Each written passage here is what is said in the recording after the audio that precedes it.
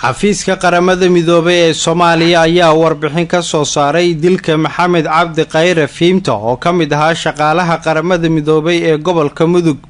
war-saxaafadeed ay soo saartay qaramada midoobay ayaa ku cambaaraysay dilka Maxamed Cabdi Khayre oo kamid ahaa shaqaalaha ammaanka ee qaramada midoobay ee fadhigoodu u yahay magaalada Gaalkacyo.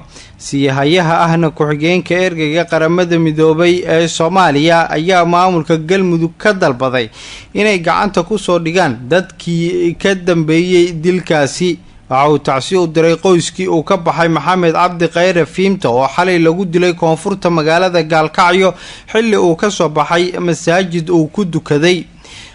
wakiilka masiihayaha ahna ku-xigeenka ergeyga qaramada midoobay ee Soomaaliya ayaa sheegay in dhammaan shaqaalaha qaramada midoobay ee Soomaaliya ay ka xun yihiin geerida ayna ka tacsiyadeynayaan. dabley hubaysneed ayaa xalay dilay Maxamed Cabdi Khayre Fiimto.